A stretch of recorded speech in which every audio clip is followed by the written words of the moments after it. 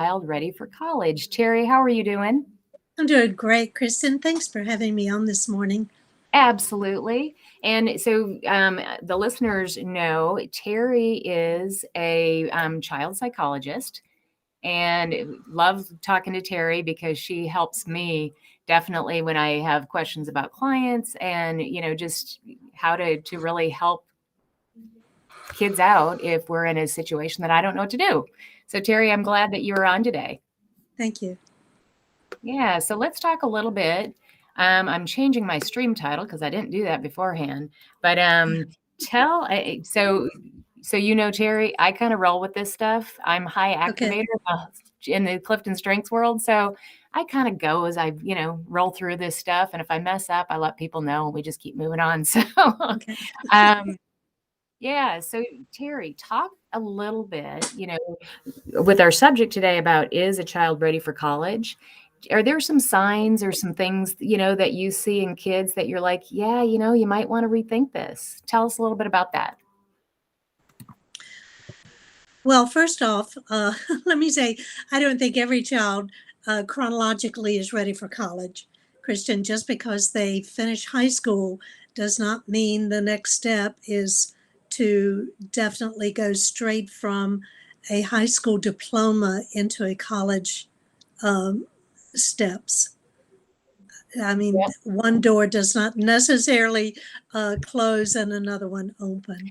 And Completely agree with you, Terry. And I see it as well, where, I always say this. My example is, a lot of people, especially people that have gone to college and, certain economic, situations, they have this baby, they hold it up and they're like, aren't they cute? And they're going to college, and we have these conversations while they're little and they're growing up where it's just this assumption.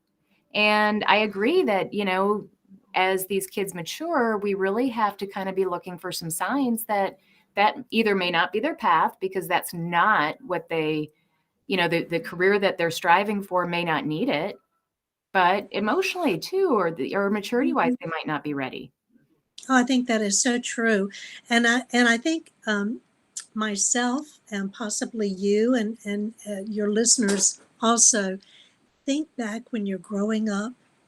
Every family reunion, Uncle Joe or Aunt Ethel or somebody's going to grab your little chubby cheeks and they're going to say, "And what do you want to be when you grow up?" I mean, Yeah. remember that? Oh, for sure. And I'll tell I you, mean, with my kids being just, finishing college, I've got one that just got out and one that's a senior in college. Yes, that's, happened in my recent past for my kids.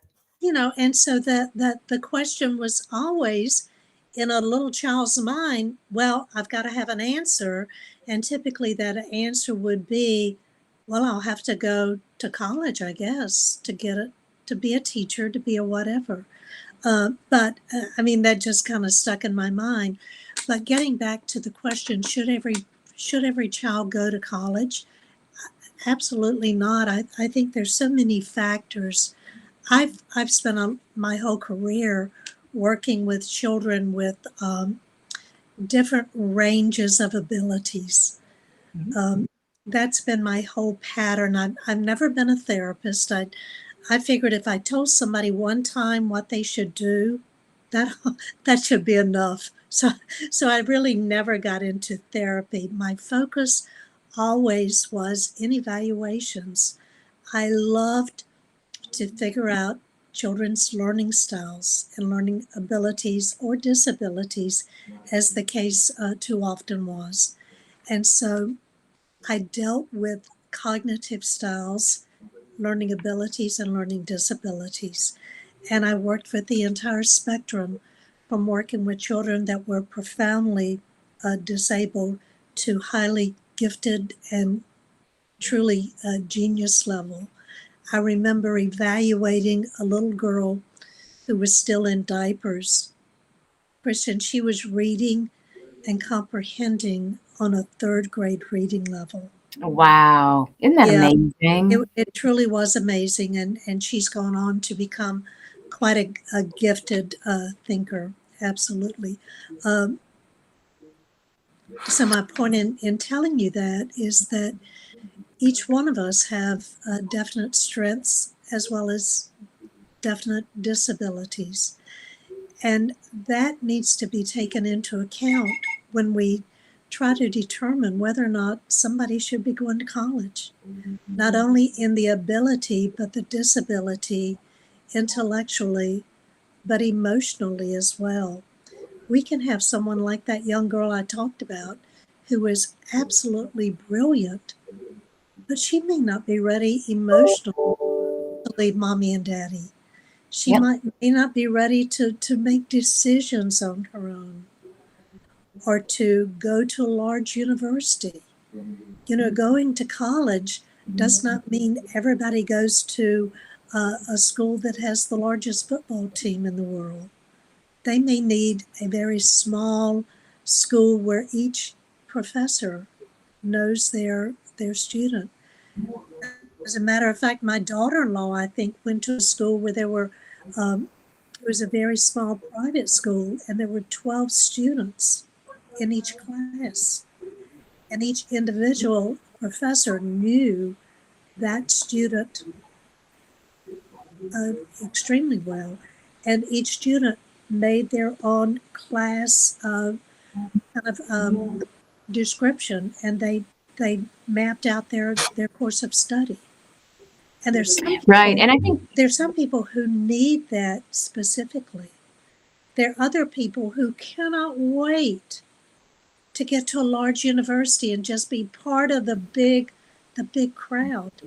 There's so many right. And I factors think too that. is, yeah, and I think Terry too, as parents, we have a pretty good feel for our kids. However, that college, tour and really kind of experiencing that when they're in high school, if college is on their mind, that that experience of going to the large school, going to the small school, I think is a must have. And I Yeah. know, for some people it's a stretch financially to be able to do that, Mm. but man, it's speaks volumes because they can go to that campus and know if it feels right to them, and it's hugely important. I agree. That's true. And I think another thing along the same lines that I'm thinking of it as you're saying that is the benefit of visiting the colleges and to know, do you take a good old Southern boy and put him in the middle of a a big city school in the Northeast, for example? That may or may not be a good fit. It may be exactly what that good old Southern boy needs, or it could be an absolute disaster. So I Right. mean, those are all very important things. I know when my children, my boys were looking to school, they fit perfectly in a good old Southern school because they were good old Southern boys. Well, Uh, and I have to tell you with mine, yeah, the schools that they went to definitely were not ones that I would have picked. yeah, However, after seeing them there and seeing them flourish, they were absolutely the right schools for them to pick for themselves. Yeah. yes.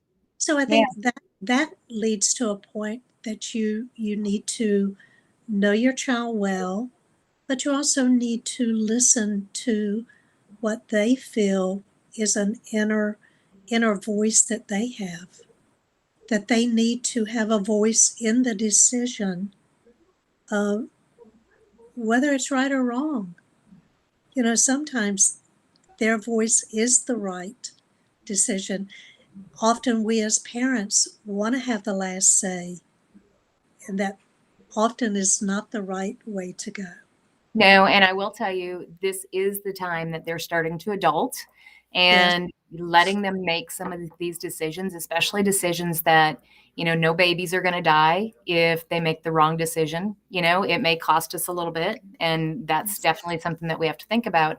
But making some of these decisions on their own is hugely important at this time, just so that they understand, because they're getting ready to fly, right? They're going to be living on their own, in a very short 4 years. They're going to be making a lot more decisions on their own. And it's time to let them make those decisions. Well, that is so true, Kristen. And the other thing along those same lines is I think it's awfully important to recognize if the child is not emotionally ready to Yeah, go out on their let's own. let's talk a little bit about that because I think that's hugely important. As we talked about earlier, a lot of parents, their desire and their thoughts have always been this child's going to go to college. So, what are some of those things that you would see in a child that you feel like would be warning signs, or maybe things for us to take a step back and consider?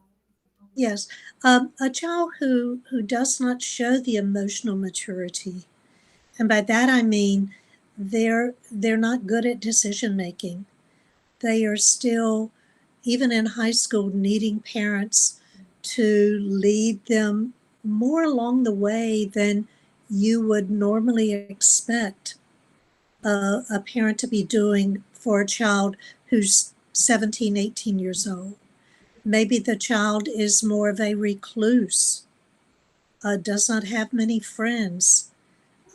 They still want to spend more time at home, which Right. is okay. But Hmm. that may indicate that this is a child who's still more comfortable at home than they are in venturing out. That would suggest to me this is maybe a young person who's just not ready to venture out into the world.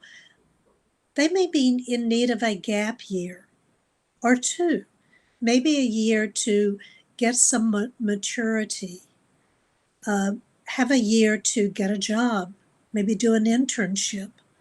Well, Um, so Terry, what's interesting about that is I hear a lot of parents that are they're like, if they don't go that first year, they're not going to go. And a fun fact for everybody is that kids that take a gap year actually do better in school. They have higher grades and they finish more often on time. And I think it is that gain in maturity and yeah, that they know that they really want to go to college. They've made those decisions versus the kids that were just shoved in and, checking the box. And, those kids are that went in that first year. We've got 30% of our kids that do not go back to college after freshman year, which that's mm. a big number. And I And think that that's a big chunk of change too, mm, Kristen. it thank you. I talk about that Yes, all the yeah, time. Yeah. yeah, Yeah. yeah.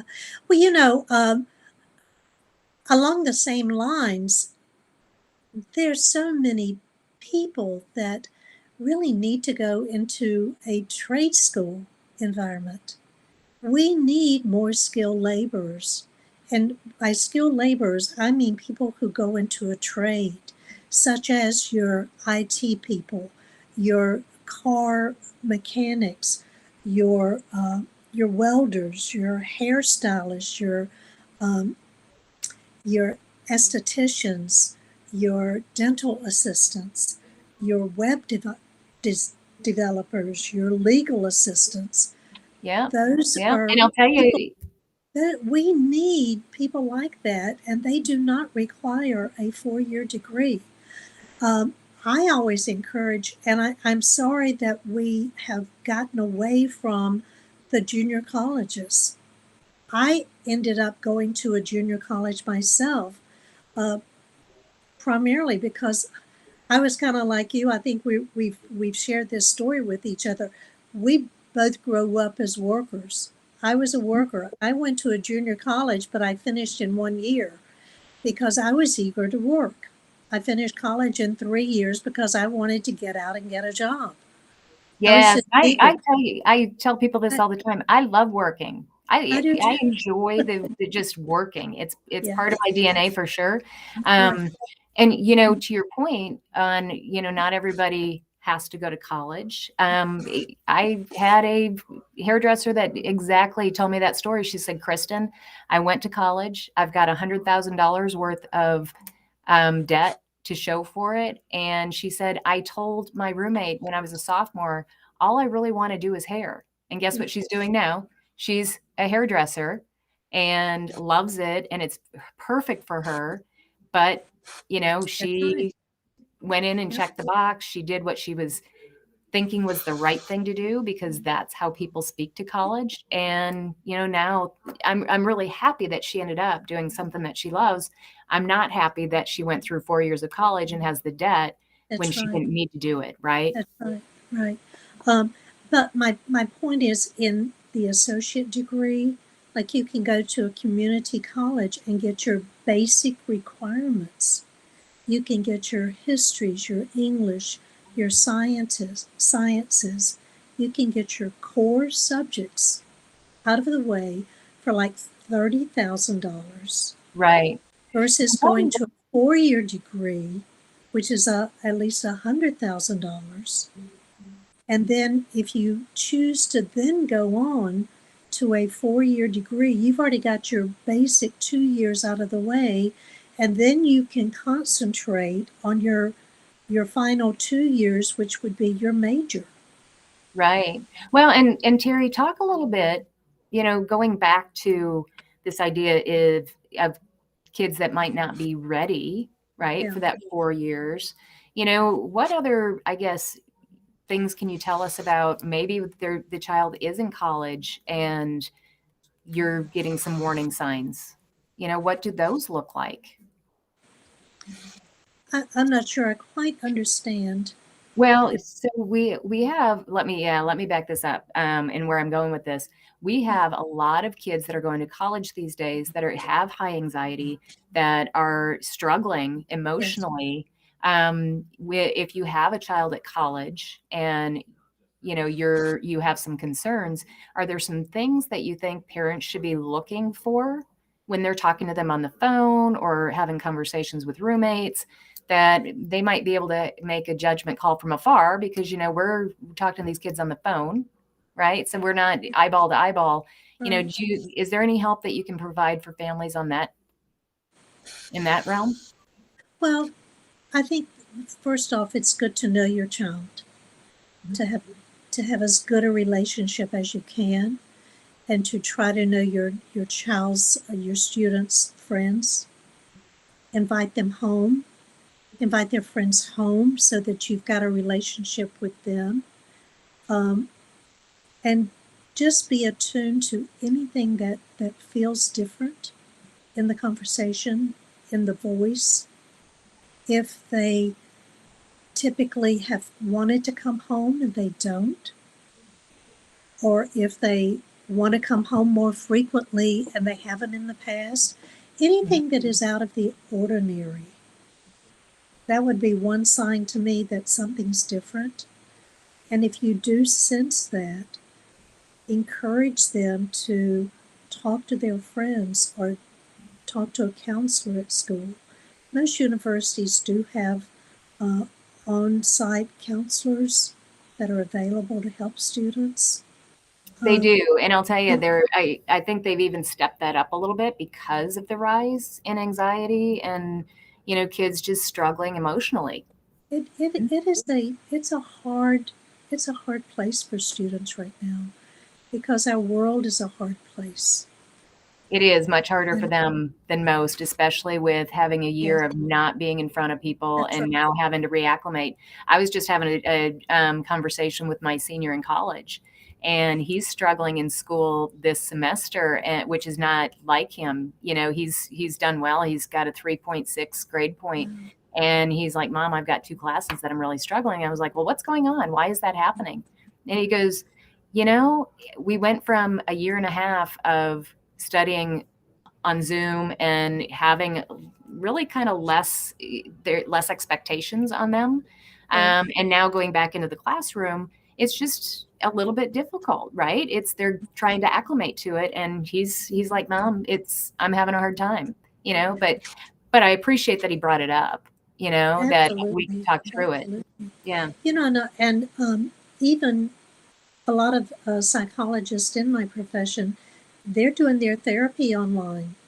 If your child had a therapist, say at home, and they've gone away, contact that person.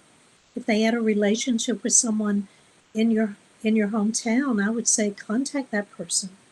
Of course, if your child is over 18, you probably have to get their permission now to contact them. you But it, do. And I'll tell you, I'm glad you brought that up because I saw a great resource. It's called Mama Bear. I think it's mamabear.com. And you can get those legal papers that you need mm, to be able to access, their records and, especially if they have a car accident or anything like that, it gives you the ability to call and actually get that information. So I'm glad you brought that up, because I didn't know that when my kids went to college, that when they're 18, that you don't have access to that Right. stuff. The other Yeah. thing I would want to talk about too, if a student is struggling, so many times you've got a kind of a hidden learning disability that may have gone undetected all those years, particularly if you've got someone who's really, really bright. But if they're thrown into a new line of study, maybe into a lecture environment that is different than what they've been exposed to before, that may throw a whole different kind of kink onto the study and learning pattern. So that may be causing another line of anxiety to be Oh, going on interesting. Yeah, I really for hadn't thought about student. that. Yeah. Yes, particularly if it's a high level line of study, a high level coursework that a professor, a lot of professors would just, I mean, they're talking at a fast pace, uh, and it's hard for some students to just grasp all of that information in and absorb it and take notes. Many universities have assistance now for students with identified learning disabilities. So that's always something to be alert to if you're having specific problems, to go and ask, is there any kind of assistance that can be offered to for me? I'm struggling in this class, and I know I'm a good student. I've made good grades, but I need help here. Right. So that's something that I would ask for. Yeah, and Maybe they need an evaluation to help identify if there's a specific problem going on. I think you're bringing up a really good point on this, Terry, is the colleges really have a lot of these resources available to the Yes, students, but they have to raise their hand and take advantage of them. that's right. So as a parent, I think encouraging that, and really, taking advantage. And I know sometimes the students feel a little bit reticent maybe to take advantage of some of that stuff, but as I explained a lot of times to my clients, I work with students that are in high school and college. College is business. You've paid for all these resources, so That's right. absolutely take advantage of them. They're there for you. That's right. That's Yeah. right. And you know what? The kid sitting next to you doesn't know that. They No. don't. They don't know what assistance you're getting. And with um, like attention span problems, you can get extra help, time extensions, and so forth on tests. I so wish I had had that when I was going through graduate school, and I mean, And such advantages. there's a lot of power too in going and talking to your professor. I can tell you, I went through college. I think I talked to my professor, outside of class once. Yes, And, I'm seeing studies now that having that relationship with a professor is actually very instrumental in not only making it through college, but also having a life of well-being afterwards, because you felt like you were connected to somebody in that college. So I can't tell yes. parents enough too to really encourage your students to reach out to their professors and have a conversation. Well, and I think that too, Christian, speaks to the level of the student's self-esteem.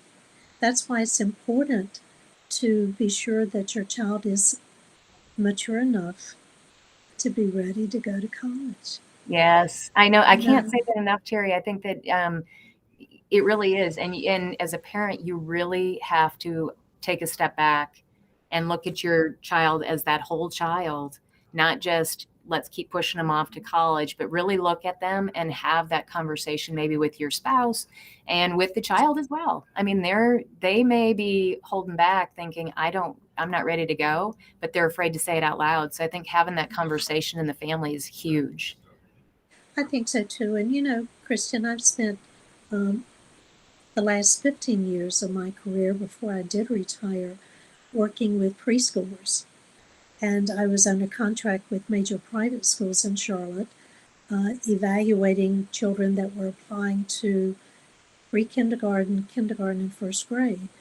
And I had many conversations with parents who were trying to make the decision whether or not to send their children to pre-K or to kindergarten. And it's not about the date of birth. It's not always just because they're 5, they should be going to kindergarten. There's so many more factors. It is the maturity, it is the ability level, Yep. it is whether or not they're ready to step out into the big world. And so many of the same factors apply to whether or not that child is ready to go to college. Absolutely. And I think that's a great way to end this because, as parents, we really have to just be open minded to that. So, Terry, thank you so much I for being a part of appreciate the you show today. inviting. I appreciate you inviting me and asking for my opinion.